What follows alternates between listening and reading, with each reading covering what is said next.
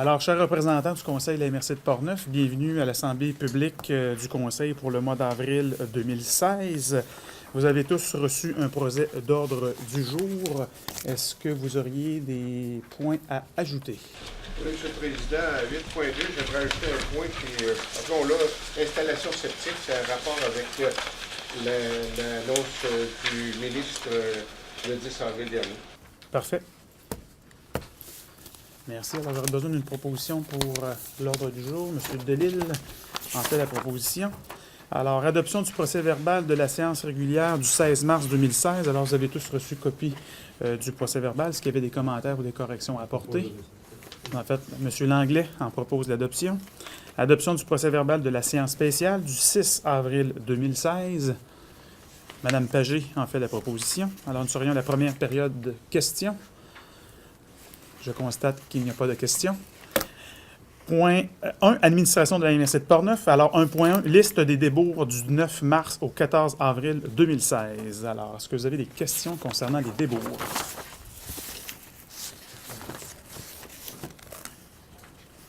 Une proposition? Monsieur Jean Poirier en fait la proposition. 1.2, financement du règlement d'emprunt numéro 355, réfection de la préfecture. Alors, à 1.2.1, l'abdication du financement du règlement numéro 355. Alors, en fait, on a évidemment obtenu les montants et le pourcentage qui a été retenu au niveau du taux d'emprunt est de 2,38 %. Rappelez-vous que dans nos prévisions, on avait projeté 2,5, alors c'est 2,38.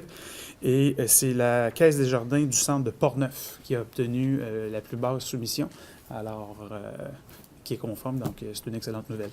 Et aucun frais d'émission. Et aucun frais d'émission qui a été ajouté à cet emprunt. M. Jomain en fait la proposition. À 1.2.2, résolution de concordance et de courte échéance. Alors, évidemment, c'est en lien direct avec le règlement d'emprunt. Alors, c'est un papier qu'on doit remplir pour le ministère Le Mammot. Alors, pour le ministère de la Famille. Du Mammot. Une proposition en ce sens. M. Franqueur en fait la proposition. 1.3, budget affecté pour activités non réalisées au 1er janvier 2013. Alors, évidemment, certaines dépenses qui ont été prévues au budget 2015-2016 au budget n'ont pas été réalisées en date du 31 décembre et devront être déboursées au cours de l'année 2016. Vous avez évidemment une liste au niveau des différents pour un montant total de 48 497,85 $. Alors, et considérant que les nouvelles informations financières sont survenues après la confection du budget et que la somme de 537 658 doit être affectée à même le surplus pour le dossier du développement économique. Donc, il est prévu par résolution que nous autorisons le prélèvement de la somme de 586 000 au poste budgétaire, soit le surplus non affecté, afin d'être affecté aux différents projets cités plus haut. M. Gignac en fait la proposition. À 1.4, modification au règlement numéro 303, autorisant le directeur général et les directeurs des services à autoriser certaines dépenses et les payer pour et au nom de la MRC de Portneuf. C'est un avis de motion. Alors, pour enclencher la démarche, et nous allons vous revenir avec plus de détails au cours des prochaines rencontres. M. Jobin en fait la proposition. À 1.5, le rapport financier 2015 de la MRC de Portneuf. Alors, c'est le dépôt des états financiers qui vous ont été présentés par Mme Josée Leclerc en séance de travail préalablement au conseil de ce soir. Alors, j'aurais besoin d'une proposition pour le dépôt. Mme Dusablon en fait la proposition. À 1.6, modification au règlement 352 établissant une tarification applicable aux biens et aux services offerts par la MRC de Portneuf, aux demandes de révision de rôle d'évaluation et aux ventes pour taxes. Encore une fois, c'est un avis de motion. Alors, c'est vous permettre d'enclencher la démarche pour revenir ultimement avec un règlement détaillé. M. Mengui en fait la proposition. À 1.7, octroi du contrat pour l'acquisition d'un nouveau système téléphonique. Alors, suite à la présentation qui a été faite lors du dernier comité de travail, la compagnie Réseautel a offert le meilleur rapport qualité-prix pour un montant de 20 393 $ plus taxes. Alors, et qu'il est recommandé que cette dépense soit prise à même le surplus libre tel que convenu par le règlement d'emprunt. Alors, c'est pour améliorer notre téléphonie. Monsieur Langlois, une question? On va venir à 1.5, le dépôt, là. Oui. Tu ne peux pas prendre une résolution là-dessus parce que tu n'as pas le choix de l'accepter sur un dépôt. On constate le dépôt. On a repris la même résolution que l'année passée. C'est le dépôt des états financiers. C'était un peu différent d'un dépôt de compte rendu. On en avait les autres années aussi. Je me suis posé la question. Ça n'arriverait pas, mettons, qu'on vote non. Parce que quand tu prends une résolution, ça veut dire qu'elle a été soumise au vote. Bien, c'est-à-dire que dans le cas des états financiers, il faut que le Conseil se les approprie. Je comprends que ce n'est pas nous qui les a préparés, c'est le vérificateur, mais il faut à quelque part les accepter pour dire ben, c'est ça les états financiers de la MRC. C'est pas comme un dépôt de documents, on dit que c'est ça. Les états financiers, c'est un peu particulier. Il faut se les approprier. Et évidemment, si on n'est pas d'accord avec ça, on n'est pas d'accord, on le dit. Je pense que c'est pour ça que ça prend un vote. Oh oui, moi ça me convient. Ça me convient très bien. C'est peut-être un gros dépôt. Oh. C'est plus qu'un dépôt, il faut l'accepter. Alors, une résolution qui accepte les états financiers. À 1.7, donc pour l'octroi de l'acquisition d'un nouveau système téléphonique, alors j'aurais besoin d'une proposition. Monsieur Arcan en fait la proposition. Alors, administration des territoires non organisés. Alors, encore 2.1, rapport financier 2015 de la municipalité des TNO de la MRC de Portneuf. Alors, on accepte évidemment les états financiers qui sont produits. Alors, une proposition. Madame Dusablon fait la proposition. À 2.2, règlement numéro 366, modifiant le règlement décrétant l'imposition d'une taxe aux fins du financement des centres d'urgence 911 pour les territoires non organisés de la MRC de Portneuf. Alors, c'est leur contribution au service 911. M. Bédard, en fait, la proposition. Et à 2.3, modification au règlement d'urbanisme des TNO concernant les dispositions relatives aux frais exigibles dans le cas d'une demande de dérogation mineure. C'est un avis de motion, évidemment, qui fait suite aux recommandations du service d'aménagement. Une proposition en ce sens. M. Mingui en fait la proposition. Maintenant, nous serions rendus au point numéro 3, les services de l'aménagement du territoire et de l'urbanisme. Alors, nous avons différents certificats, en fait, un certificat de conformité pour la ville de Saint-Raymond. M. Lessard, brièvement. Oui, donc il s'agit d'une modification au règlement d'urbanisme de la ville de Saint-Raymond. En fait, le règlement adopté vise l'agrandissement d'une zone vouée à l'extraction pour l'agrandissement d'une carrière. C'est en fait le projet de règlement. Vous aviez déjà transmis un avis de conformité sur le projet de règlement pour rendre recevable une demande d'autorisation de la Commission de protection du territoire agricole. Donc, le règlement final qui a été adopté est identique au projet de règlement. Donc, il est conforme aux exigences du schéma tendancieux. Parfait. Alors, une proposition, ça sent, M. Langlais fait la proposition. À 3.2, entente relative à l'échange de données numériques entre excusez-moi, la Fédération québécoise des clubs quad, FQCP et la MRC de Portneuf. Alors, c'est une continuité. Nous avions déjà une entente avec les clubs de motoneige sur les différents tracés. Alors, c'est qu'on vient d'intégrer dans notre système de cartographie et d'aménagement les réseaux quadis. Alors, c'est un échange de bons procédés entre les deux parties. Une proposition pour autoriser l'échange de ces renseignements. M. Saint-Germain en fait la proposition. 3.3, suivi de la présentation de la CBJC concernant un projet de parc linéaire le long de la rivière Jacques-Cartier. Rappelez-vous, en fait, ça fait suite à la dernière présentation que nous avions reçue ici même par la Corporation de bassin de la Jacques-Cartier pour la mise en place d'un parc linéaire sur la Jacques-Cartier. Il y a un comité de pilotage qui est nécessaire afin d'analyser les différents enjeux et les aspects plus techniques. Et la proposition, c'est de nommer M. Lessard comme représentant au niveau technique de la MRC et également d'avoir un élu, évidemment, qui pourrait être désigné parmi vous. Donc, idéalement, quelqu'un que la Jacques-Cartier traverse son territoire. Alors, Denis? Est-ce que M. Langlais... Non, moi, ça me va. OK. Ça vous va? Oui. Ah, ça va, M. Jobin. Alors, une proposition pour nommer M. Lessard ainsi que M. Jobin. Pour participer, M. Hébert en fait la proposition. Service de l'évaluation foncière, aucun dossier. Service du développement économique. Alors, à 5.1, une entente de partenariat régional pour le développement des ententes d'économie sociale 2016-2018, autorisation de signature. Ça fait suite à la présentation de Mme Godin concernant une participation de 5 000 $ d'MRC dans une enveloppe globale. Alors, ça nous permet de soutenir des activités directement sur notre territoire en économie sociale. M. Denis en fait la proposition. Politique d'investissement, adoption des révisions. Alors, Mme Gonnet, lors du dernier comité de travail, a fait une présentation et des différents éléments qui ont été bonifiés ou améliorés des différentes politiques. Vous avez eu la chance, évidemment, de les lire. Alors, ce soir, c'est d'adopter de manière officielle les modifications qui ont été recommandées. M. Hainaut en fait la proposition. 5.3, adoption du dossier analysé au comité d'investissement commun de la MRC de Portneuf. Alors, il y a un dossier, je crois, pour un montant, évidemment, d'aide totale octroyée, donc 5 000 du Fonds de développement FDC volet 1 pour soutien au démarrage et un 20 000 du FLI FLS qui est recommandé par le comité d'analyse. Monsieur Franqueur en fait la proposition.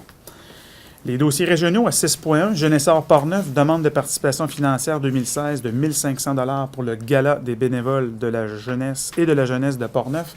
Alors, c'est une demande, évidemment, qui est récurrente. Oui. Et c'est d'officialiser notre aide à cette. Madame Pagé en fait la proposition. À 6.2, rapport annuel d'activité en sécurité incendie de la MRC de Portneuf. Alors, c'est l'adoption concernant, évidemment, le rapport.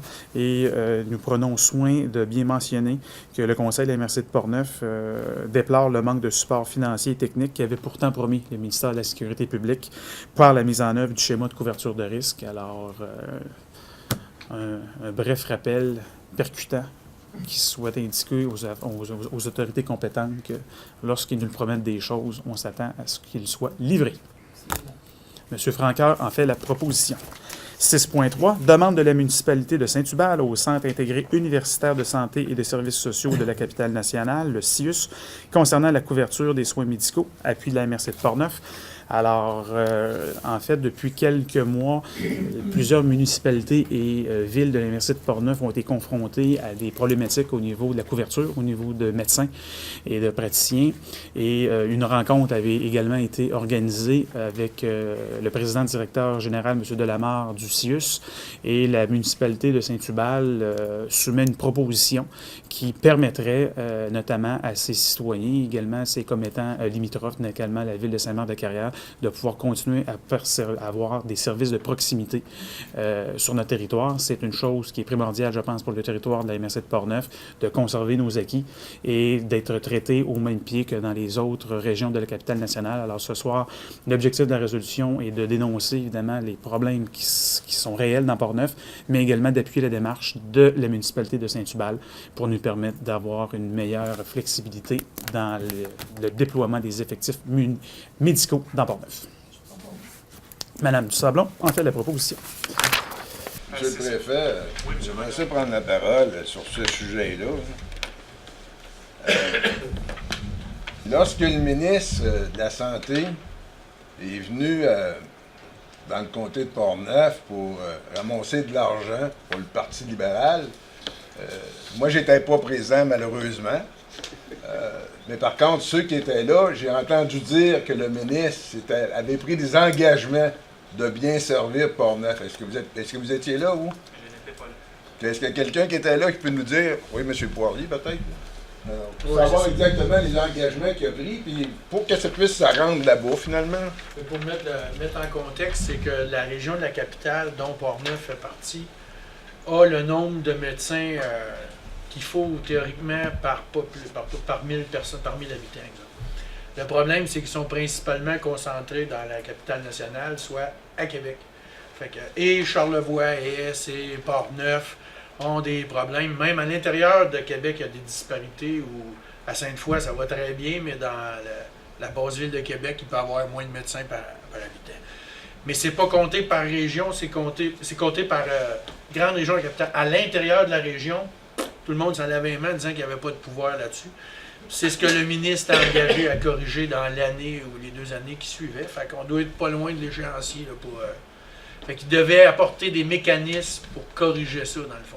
Pour que, oui, un nouveau médecin peut rentrer dans la région de la capitale, mais que s'il rentre dans la région de la capitale, c'est à Saint-Raymond ou à Saint-Marc qu'il rentre, ou à Charlevoix pour Charlevoix, là, mais je veux dire, pas forcément où ce que la concentration est déjà. C'est l'engagement qu'il avait pris à ce moment-là. Entre autres. Ah, merci. Pour Assurance et Rire, j'étais à la réunion, je pense que c'est le 8 mars, là, la réunion du CIUS. Là. Et à un moment donné, j'ai entendu le député de Portneuf mentionner le fait que si on n'avait pas les services dans le comté de Portneuf, ça dépendait principalement de ce que les Portneuvois ne s'impliquaient pas. Alors, je lui ai posé la question pour m'assurer que j'avais bien compris, parce que ça arrive que je ne comprenne pas tout, malheureusement. Et j'ai demandé au député à ce moment-là, est-ce que j'ai bien entendu quand vous dites qu'on n'a pas de service dans Portneuf, puis la faute, c'est à cause des Portneuvois, puis il avait répété que oui. Bien entendu, vous qui êtes très positif, monsieur le préfet, vous avez dit, restons optimistes, puis changeons de sujet. OK, c'est beau. Merci, j'ai fait le point. Bon, en fait, M. Franqueur, je vais juste peut-être rectifier un petit peu le tir. Évidemment, vous posez des questions, et puis là, M. Matt n'est pas là ici ce soir pour donner sa version. M. Matt et M. Delamarre se sont engagés, en fait, à assurer un service adéquat dans Portneuf. Il y a eu des coupures dans le domaine de la santé, vous n'êtes pas sans savoir. On est tous témoins de ces événements-là. Et j'ai eu des discussions avec M. Delamarre pour s'assurer que, évidemment, Portneuf puisse continuer à avoir des services faits de proximité et des services de grande qualité. Alors, c'est dans une période de transition. Le C3S a été aboli, ça s'est transféré dans le CIUS. Alors, il y a des gens, évidemment, qui sont compétents dans ces organisations-là, puis qu'on souhaite travailler en collaboration avec eux. C'est facile de jeter la pierre sur quelqu'un qui n'est pas là. Et puis, évidemment, ce qu'on s'est entendu, puis les maires qui étaient présents ont tous entendu le même discours, tant de la part de M. Matt que M. Delamarre que du mien, c'est qu'on va tenter de trouver des solutions en 2016. Et la proposition de la municipalité de Saint-Hubal peut peut-être permettre, évidemment, de régler une partie du problème, mais la problématique est de plus grande envergure. C'est pas simplement avec les super infirmiers, c'est avec, évidemment, les médecins. Comme vous le savez, puis qui a été clairement expliqué, un médecin au Québec, c'est un travailleur autonome. On ne peut pas le forcer à travailler à un endroit X. Alors, c'est lui qui décide, évidemment, de travailler à l'endroit où il veut. Et de plus en plus, il y a une tangente dans le monde professionnel et médical de se regrouper au sein d'un même centre de service. Alors, le CIUS est confronté à ces éléments-là, avec les prérogatives des professionnels qui sont indépendants, au risque de me répéter. Mais une fois qu'on a dit ça, si on est capable de s'asseoir autour d'une table avec les gens du CIUS, avec les gens de la profession médicale, pour d'avoir un déploiement plus intéressant et plus global et inclusif, mais on va le faire, mais ça va se faire en collaboration. Ça ne se fera pas en criant, en jetant des pierres sur quelqu'un. Je ne suis pas de cette école de pensée-là, et je pense qu'on est capable d'améliorer le service tout en se parlant, puis en étant respectueux les uns vers les autres. C'est ça peut-être bon pour que les Portneuvois en prennent conscience. C'est que dans la capitale nationale, il y a 13 territoires. Charlevoix en a 2. Ils ont la moitié de la population du comté de Portneuf et nous n'avons qu'un seul territoire. Oui.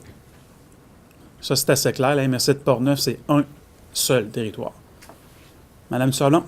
En fait, ce que vous dites, je partage votre avis qu'il faut être très positif par rapport au dossier de tout ce qui touche la santé dans Portneuf, mais je suis, pour avoir été une ancienne sur le conseil d'administration pendant 14 ans, je suis très inquiète des services qu'on va perdre, du moins qu'on est en train de balayer sous le tapis. Alors, je pense que toute la bonne foi au monde va être nécessaire. Parce que c'est tellement difficile. On avait... moi je suis pas mal désappointée, et de un, on nous avait toujours dit que lorsqu'on fermerait notre étage à l'hôpital de Saint-Raymond, qu'il y aurait des soins qui seraient donnés, qu'on changerait la vocation, que des soins seraient donnés à la population, parce que la population de Portneuf va chercher en majorité leurs services à l'extérieur du comté de Portneuf, contrairement à d'autres régions. Et puis, donc, ça ne s'est pas fait. Fait que moi, comme ancienne du conseil d'administration, j'ai l'impression d'avoir menti à la population, en tant que représentante de la population sur cette entité-là. Donc, j'aimerais bien que notre voix porte davantage, de façon à ce qu'on soit compris que notre population mérite les mêmes le même traitement. Et si on peut développer, et on se devrait de développer comme c'était prévu, pourquoi ça a changé de bord? Pourquoi on a dit, on va faire telle chose, et puis ça s'est pas fait? Alors donc, c'est important que tout le monde, c'est pas de dire, ah ben moi, si j'appuie tel projet dans tel secteur, j'aurai pas telle chose. Non, je pense que tout le monde du comté doit se tenir pour offrir des services. On en a besoin. Et si on va accueillir des résidents, il faut donner des services à notre population. Entièrement d'accord avec vous, Mme Sablon. Alors, Le dossier de l'hôpital régional basé à Saint-Raymond fait partie de la liste d'épicerie des discussions avec le CIUS. M. Dion en a énuméré certaines attentes. Et puis, les principales personnes concernées sont informées. Et puis, on va continuer, on va être persévérant dans nos demandes. Puis, c'est avec la patience qu'on arrive avec des résultats. Écoute, j'ai été là plusieurs années, puis je vous dirais que même avec toute la patience et toute la bonne volonté, je me demande qu'est-ce qu'il va falloir faire. Peut-être à marcher à genoux jusqu'à Québec. non, mais ce que je veux dire, c'est que je suis très préoccupée. Très, très préoccupée, moi, qu'on ne réussisse pas à réparer la mammographie. Ça me... Je sais pas, là, je me dis, il va falloir faire une collecte de fonds. Mais ça n'a comme pas de bon sens. On n'offre plus les services. Je ne demande pas d'aller chercher plus, mais juste ce qu'on avait avant. Juste ça. Ça serait déjà beaucoup. Merci de votre intervention. Alors, nous allons poursuivre avec le point 6.4, Fonds patrimoine et culture 2016, projet recommandé par le comité d'analyse. Alors, suite à une révision d'une demande, le comité recommande d'octroyer une aide financière de 5 000 $ à la commission brassicole parrainée par l'École de musique Denis Arcand pour le projet Les Arts au cœur de la 3e édition de la commission brassicole. Une proposition en ce sens. Monsieur Arcand en fait la proposition. 6.5, une reddition de compte 2015 de l'entente de développement culturel, donc c'est une adoption. Le document vous est transmis également par Mme Trottier. Oui. Alors, ce soir, c'est d'adopter la reddition de compte. Monsieur Gignac en fait la proposition.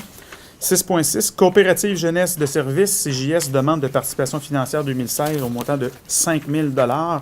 Alors, ça vise 5 coopératives, donc la coopérative Jeunesse Pont-Rouge, celle de Saint-Basile, Sainte-Christine d'Auvergne, celle de Donnacona, celle de Saint-Raymond, Saint-Léonard de Portneuf et celle de Deschambault-Gondine, pour un montant de 1 000 $ par coopérative Jeunesse, pour un montant global de 5 000 $. Monsieur Dion, en fait. Si je peux me permettre de rajouter quelque chose.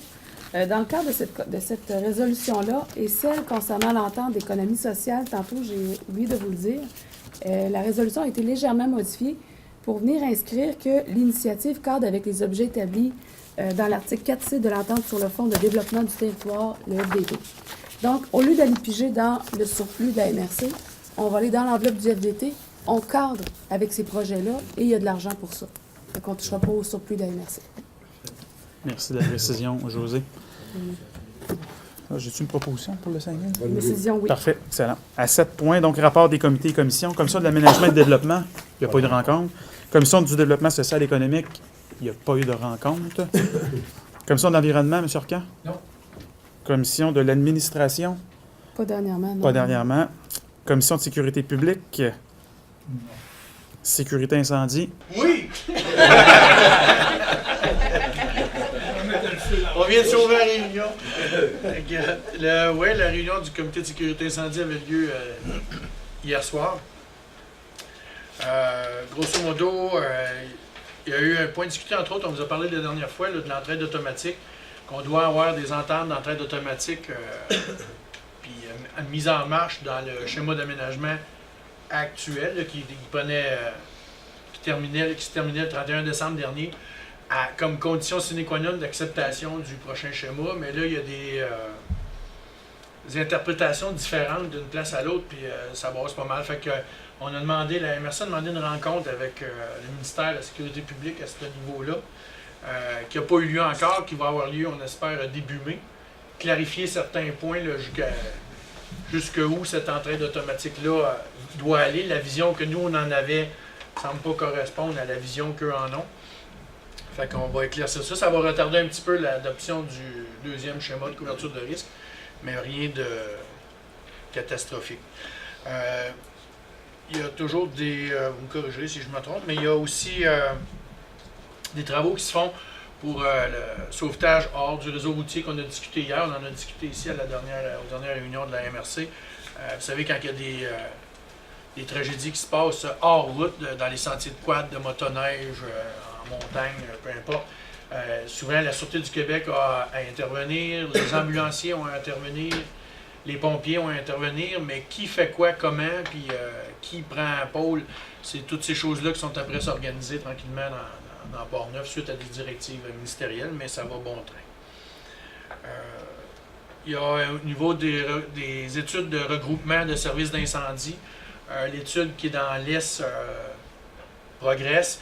Il y a un mandat qui a été donné tout dernièrement, je pense la semaine dernière, à un consultant pour faire certains travaux là, pour apporter des réponses et des visions par rapport à ce regroupement-là.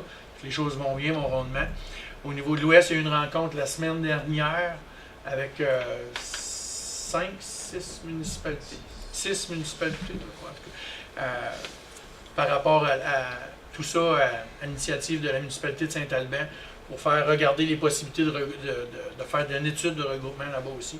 Quand on parle bien d'études, on ne parle pas de regroupement définitif. Là, on regarde si ça peut apporter ce que ça va apporter en mieux et en moins bien, puis de là, après, chaque municipalité fera son propre bilan et décidera.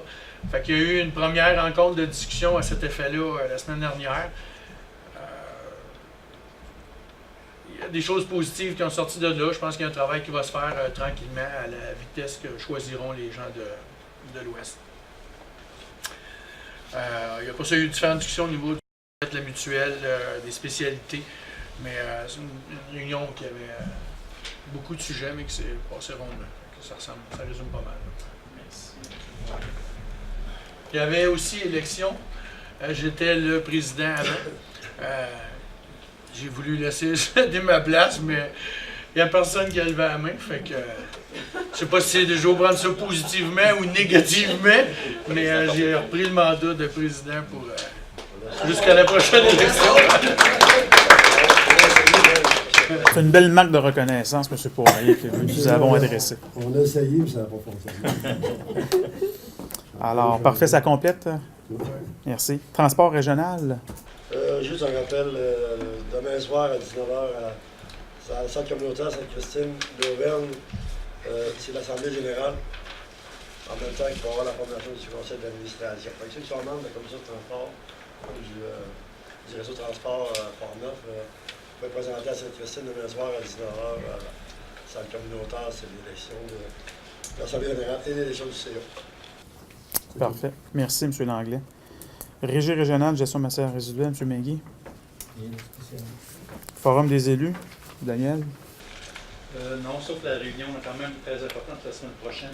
On va se tenir dans le comté pour toute la réorganisation agricole finalement, de la capitale nationale qui va se tenir à Saint-Raymond. Si vous n'êtes pas déjà inscrit, vous avez, je pense que cette semaine. Oui, vous allez vous inscrire directement, vous allez recevoir vos documents. Ça sera le fun qu'il y ait le plus possible. Oui. En fait, c'est non. Un, c'est à Saint-Raymond. 2, c'est gratuit. Puis 3, évidemment, ça serait important que, considérant que ça se tient chez nous dans notre MRC, qu'on ait quand même une bonne, forte mobilisation des élus. Alors, c'est le 28. 28 avril. 28 à quelle heure? Oui. 28 jeudi prochain. 8h30 à 15h. C'est la journée parce que c'est des ateliers. On va parler en fait de tout ce qui se passe, le nouveau marché Québec, etc. Vous nous parler de ça. Et puis, naturellement, nous autres, on est là dans le fond pour fournir ce marché-là. On va parler de ça, parler de la relève agricole, alors des choses très importantes qui vont discuter au cours de la journée. 4 thèmes, oui. Puis vous choisissez, quand vous inscrivez, vous choisissez les thèmes que vous voulez discuter. On choisit 2. Un premier et un deuxième. C'est ça. Il y a 2 choix. Alors, je vous invite fortement à participer à ce forum régional. Affaires nouvelles 8.1, installation septique, M. Racine. Oui. Je vais commencer, si vous le permettez, donner les nouvelles de ce qui se passe au Lac-Sergent à ce sujet-là. Lundi soir dernier, on était rendu à l'étape des plans et devis préliminaires, le projet d'égout. On avait l'an dernier une étude de faisabilité et un rapport d'étape qui fixait le coût à 6,2 millions pour la ville et 4 millions pour les citoyens. Nous avions obtenu, vous l'avez entendu comme moi, le financement provincial. On s'est arrivé 2 fois le nez sur le provincial qui nous ont dit non. Alors, on a voulu se rabattre au fédéral. Nous avions obtenu le financement pour le projet, pour la partie du mois qui appartient à la ville de 6,2 millions. Il y avait une subvention, il y avait un prêt. Lundi soir, j'ai déposé les plans et devis préliminaires. Et là, enfin, je me passerai de commentaires. Les coûts ont doublé en un an. Alors, on a des ingénieurs qui savent compter. Alors, donc, la partie pour la ville est rendue à 12,2 millions et pour les citoyens à 4 millions. Alors, évidemment, dans les circonstances, on a mis ça sur la glace parce qu'il manque 4 ou 5 millions qu'on n'a pas. Alors, on va voir, peut-être qu'avec le programme d'infrastructure fédérale, on pourra aller chercher quelque chose. En tout cas, ça nous ramène aussi à la case départ. Ceci étant, ça m'amène à l'annonce qui a été faite par, à la fois par le ministre de l'Environnement en Abitibi et par son adjoint parlementaire et M. Matt, député de Portneuf, le 10 avril dernier, concernant la réforme du Q2 R22. Ils ont fait une présentation. Essentiellement, la réforme et les éléments de la réforme sont les suivants. J'oublie des détails, là, mais dans l'ensemble, la première chose, c'est qu'on va faciliter les pouvoirs pour modifier ou obliger le remplacement des installations optiques qui ont été construites avant août 1981. Évidemment, dans quelle mesure ça s'applique ailleurs, je ne sais pas, mais chez nous, c'est 70% des fonds. Alors ça, c'est déjà une bonne nouvelle. Par ailleurs, on vient permettre 4 types de fausses, ou enfin, pas de fausses, mais de traitement, oui. Alors, le premier, c'est que lorsque vous avez un système avec une installation avec un système tertiaire de déphosphatation, vous allez pouvoir le partager avec votre voisin. Ce qu'on sait, c'est que ces systèmes-là valent entre 30 et 40 000. Vous avez vu l'émission de la facture là-dessus. Alors, bon, on va pouvoir le partager. Évidemment, il y a un peu... parce que pour partager, il faut creuser le tuyau qui va entre les deux fosses, surtout si les terrains sont relativement grands. Et après ça, bien évidemment, ça fait 2 jours à traiter, alors il y a des coûts qui peuvent être récurrents là-dessus. Le deuxième système, et c'est malheureux parce que c'était une proposition qui allait exactement sur le système qu'on proposait à l'ex-sergent, c'est-à-dire que les gens puissent installer une fosse qui est raccordée sur le réseau public, et c'était dans le but de leur permettre d'avoir le crédit d'impôt dans le GIRENA. En tout cas, chez nous, ça ne marchera pas, visiblement. Mais en tout cas, c'est là. L'autre système, c'est qu'on permet maintenant des fosses de rétention entières. C'est-à-dire que toutes vos eaux, que ce soit les eaux brunes, les eaux de toilette, ou les eaux grises qui proviennent des éviers, ces choses-là, les douches, vont dans une seule fosse.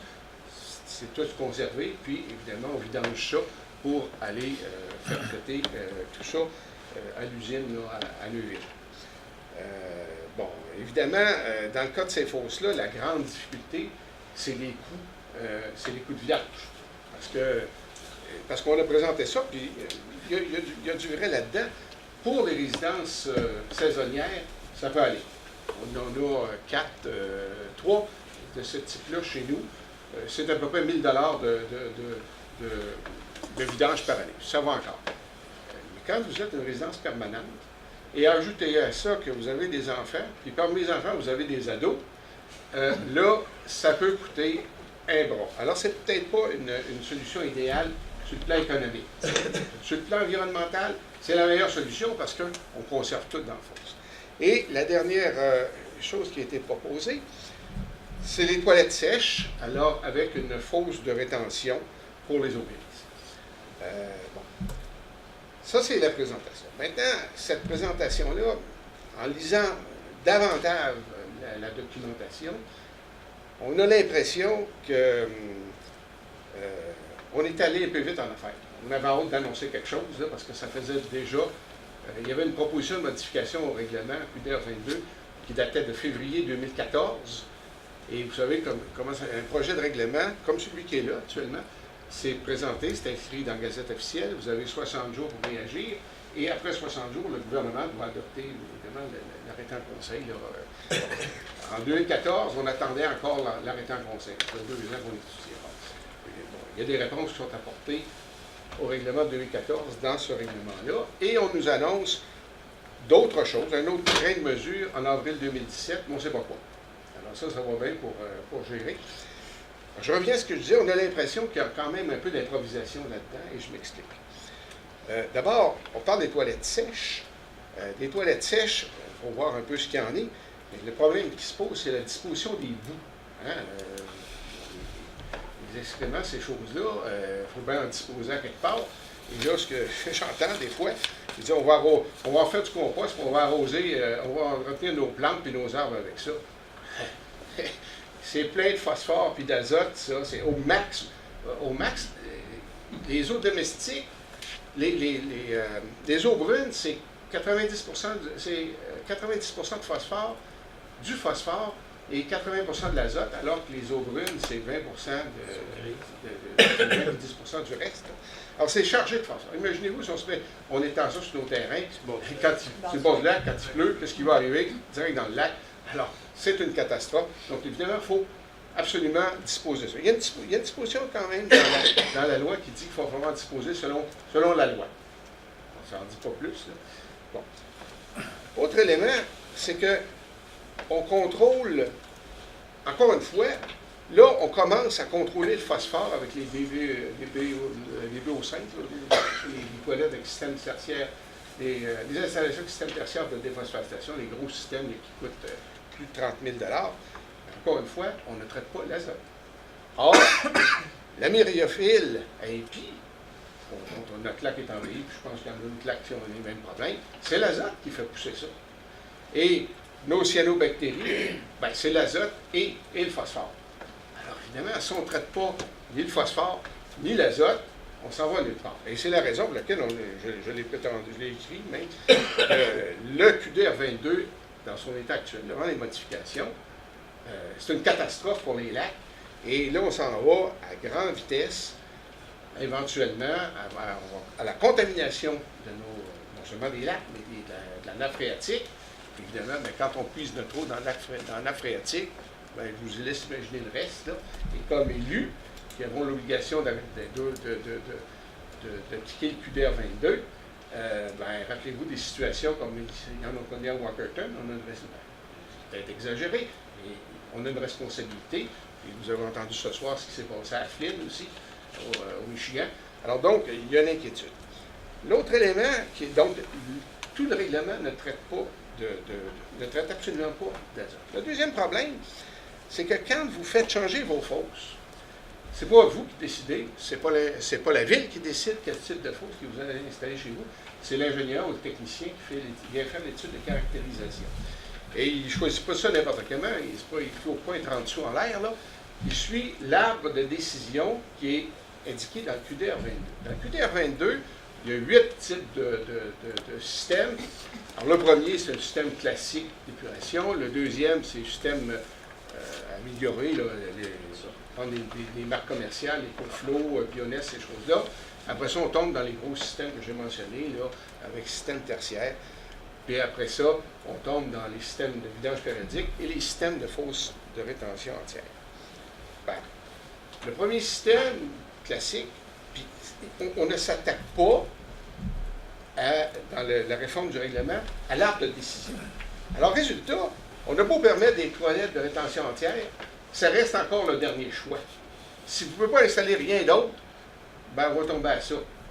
C'est le 8e choix. Alors, évidemment, il faut que ça aille mal en Moses pour arriver au 8e choix. Sauf si vous êtes pris pour avoir, selon la modification proposée, d'avoir le gros système qui vous coûte 40 000 $, 30 000 $, 40 000 $, vous allez avoir le choix à ce moment-là d'avoir une fosse de rétention entière. La fosse de rétention entière, encore une fois, c'est parfait pour l'environnement. Il y a des coûts qui peuvent être importants associés à cela. Les fosses de rétention entière, autrefois, c'était permis que pour les camps de pêche ou les résidences construites avant 1981. Avec la proposition de règlement, ça va être après 1981. Mais il en reste il en reste quand même que si l'arbre de décision n'est pas modifié, ben, chez nous, par exemple, si je le disais demain matin, c'est une solution facile, juste ça signalait aux gens, refaites vos fosses, puis que là, nous, c'est des vidanges périodiques, Donc, tant que la fosse de rétention entière est étanche, ça va. Mais si chez ces lettres-là, puis qu'on se ramasse avec des systèmes, les premiers et les deuxièmes systèmes, là, soit les EcoFlow, Bioness ou les systèmes classiques, c'est une catastrophe. Ça va être pire que ce que c'est maintenant. Donc, le règlement ne s'attaque pas du tout à l'arbre de décision. Il faut que les solutions qui contrôlent vraiment le phosphore et l'azote remontent dans l'arbre de décision. Et ça, le gouvernement ne l'a pas fait. Troisième chose, il n'y a absolument rien concernant la gestion de tout ça par bassin versant. On a eu des discussions avec Port-Neuf, puis bon, vous savez, le Lac-Sergent, c'est pas grave, puis on est rendu rapidement sur pas Port-Neuf, Raymond, pardon, chez le voisin. Mais si des gens au Lac-Sergent font des gros efforts pour essayer de contrôler leurs installations septiques, avoir de meilleurs, puis que les villes voisines n'embarquent pas, on fait ça pour rien, parce que c'est qu'à un moment donné, si on veut sauver nos lacs, à un moment donné, il va falloir limiter le développement. Surtout que le développement, en dehors des centres urbains, ça se fait en vertu du QDR 22, qui est une erreur catastrophique. Alors, il va falloir être capable de limiter le développement. Et vous voyez, regardez ce qui se passe au Lac-Saint-Charles. Là, c'est rendu sur le bureau du ministre. On ne peut pas rien faire parce que nous autres, on est des billes légers. C'est le gouvernement, les élus municipaux. Ça prend l'autorisation du grand frère. Alors, et là, on fait des pressions sur le ministre qui ne se presse pas trop. Puis bon, on devrait avoir des pouvoirs là-dedans. Et la loi ne dit absolument rien là-dessus. Et finalement, je terminerai sur deux comparaisons.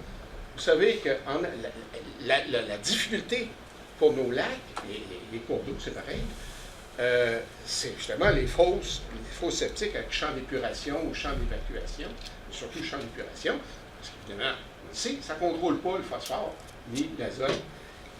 Et alors évidemment, quand il y a une multiplication de ça, on multiplie les problèmes. Par exemple, en Allemagne, j'ai appris ça pas plus tard qu'hier, ce genre de système-là, c'est interdit. On règle le problème. Et aux États-Unis, on n'est pas plus fin, comme eux autres, là, on doit être capable de faire quelque chose. Il y a une limitation de ce genre de système-là, je pense que c'est à 16 au kilomètre carré. Et encore une fois, le règlement ne parle pas du tout de ça. Alors, tout ça pour vous dire, je m'excuse si j'ai été long, il y a un peu de poudre aux yeux là-dedans. Il y a un certain effort, il faut quand même le reconnaître. D'ailleurs, monsieur Franqueur qui était là, l'a souligné. Je ne pense pas qu'on peut soupçonner M. Franqueur d'être libéral. Alors donc, j'ai félicité le député, même s'il n'est pas ici ce soir, je peux le reféliciter. Alors, il n'est pas libéral au sens politique du mot, mais au sens originaire du mot, sans doute. Alors donc, on a l'impression qu'il y a un peu de poudre aux yeux là-dedans, et il va falloir être vigilant, et je compte vous revenir, vous en reparler, parce que là, c'est la période de consultation sur ce règlement-là, qui finit le 19 juin. Alors, peut-être qu'il y aurait lieu d'intervenir. En tout cas, nous, on va intervenir. Et l'autre chose, c'est qu'on nous a dit, lors de la conférence de presse, que le 19 juin ou le 20 juin au matin, ça va entrer en vigueur, tout ça. J'ai comme des doutes, parce que, vous imaginez, avec ce que je viens de dire, il y a matière à beaucoup de mémoire. Et le temps que ça arrive, ils n'étudieront pas ça en une journée. Hein.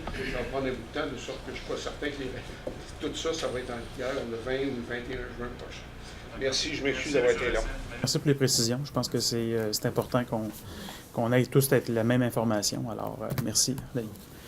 Alors, on serait évidemment aux interventions des représentants. Est-ce qu'il y a des gens qui veulent intervenir? Je débuterai par M. Langlois. C'est bien? M. Magui? Oui. Alors, pour continuer dans un registre d'odeur différent de celui de mon confrère du Lac-Sergent, je tiens à vous informer que la séduction de Radio-Canada, avec son animateur vedette, M. Denis Turcotte, seront dans Port-Neuf le mois prochain. Alors, nous invitons donc toute la population à venir à Rivière-à-Pierre les samedis 14 et dimanche 15 mai prochains, où sera enregistrée cette populaire émission qui attire plus d'1 million de téléspectateurs à chaque semaine depuis maintenant 11 ans. L'équipe arrivera à Rivière-à-Pierre jeudi soir et se réservera la journée du 13 pour la portion visuelle. Quant au samedi et au dimanche, une foule d'activités sont prévues afin d'offrir un séjour mémorable à nos invités. Divisée en 5 blocs, l'émission sera enregistrée sur différents sites dans la localité. Vous y êtes donc tous invités et il nous fera grand plaisir de vous y recevoir. Je vous annonce également en primeur que notre artiste à séduire sera M. Benoît McGuinness. Et afin d'immortaliser cet événement, vous voyez ici des beaux chandails, je ne sais pas si le caméraman peut les prendre. Des chandails souvenirs sont présentement en vente au coût de 10 $ auprès des membres organisateurs de l'événement. Vous avez le sigle de la distribution, un beau gilet bleu pour les sportifs, avec le sigle également de la municipalité de Rivière-à-Pierre. Alors, ces gilets sont en vente au coût de 10 $ auprès des membres organisateurs de l'événement ou au bureau de la municipalité. Vous pouvez les voir via la page Facebook de la municipalité. Oui, M. Arcan, on a Facebook à Rivière-à-Pierre. Je demandais à mademoiselle qui était mécaniste. Pour de plus amples informations, vous référez au site Internet de la municipalité www.rivièreapierre.com ou à la programmation officielle, qui sera affichée dans les prochains jours. Vous pouvez également communiquer avec notre agente de développement local, Mme Marie-Christine Moras, au 418-323-2112, poste 27. Alors, on vous attend en grand nombre à Rivière-à-Pierre, dans le nord du comté. Merci. Est-ce que vous allez nous envoyer un courriel? Je pourrais. Ah, on voit vous voyez à l'image l'acteur, M. McInnes. Alors, il joue dans différentes téléséries québécoises. N'hésitez pas encore. Écrivez-y pas à soir tout de suite. Okay. Alors, merci beaucoup, M. Menguy. Je continue le... M. Delisle? Pas d'intervention? Correct? Monsieur, c'est beau. Madame Sablon? Alors, je vous invite tout le monde à venir nous visiter le 22 avril. C'est le festival de films qui débute à Saint-Casimir. Donc, la programmation, elle est très, très intéressante. On a des films en compétition qui viennent d'un peu partout. Et le 22, avec le chef Jean Soulard, nul doute qu'on va pouvoir se régaler. Et en plus d'écouter notre célèbre Mylène Paquette, la rameuse océanique. Donc, 13e édition. C'est un ado qui se porte de mieux en mieux. Donc, à ce moment-là, on vous invite à venir nous visiter à Saint-Casimir. Et évidemment, le festival de l'environnement, ça touche tout le monde. Et on est très fiers de notre festival de films sur l'environnement. Et merci à la MRC de Portneuf de nous encourager, les élus, de venir nous voir dans notre beau coin de pays, l'ouest de Portneuf. Merci. Madame Sablon pour l'invitation. C'est vrai, j'avais oublié qu'un événement important à Saint-Raymond, 22-23 en fin de semaine, c'est le Salon Nature Portneuf qui va être à l'Aréna de Saint-Raymond. Alors, venez voir, il y a 50 exposants, beaucoup de chasse et pêche, et puis on va se préparer pour cet été. Alors, il y a beaucoup d'événements, puis très intéressant. Vous venez en grand nombre, c'est gratuit. Vous avez 3 jours, vendredi, samedi, dimanche. Il y a le spectacle de Caillouche, malheureusement, ça c'est tout vendu dans 15 minutes. Alors, c'est très populaire. Vous aurez l'occasion de visiter le kiosque du parc naturel Oui. au salon. Le parc naturel est là, oui. Bienvenue. Oui, peut-être souligner que c'est en fin de semaine, le 23, samedi le 23, la 20e édition du concert bénéfice du Conseil du patrimoine culturel pour reconduire la série Les Dimanches en musique. Et également, je vous invite à visiter le site web, car il y a une production de pièces de théâtre par la troupe du théâtre du Vieux Chemin présentement qui est en cours. Alors, bienvenue à Cap Santé. Merci, M. Jobin. Bien, il y avait le 4 juin à Saint-Marc-des-Carrières. Vous savez, je fais partie du défi Tête rasée avec M. Vaud et tout ça. Le 4 juin, en même temps que la fête des voisins. Fait que s'il y en a déjà des membres du conseil de la MRC nous ont envoyé un don pour le camp. Puis s'il y en a d'autres qui sont intéressés, puis à venir le 4 juin, c'est la même journée que la fête des voisins en après-midi. Vous êtes tous les bienvenus. Merci.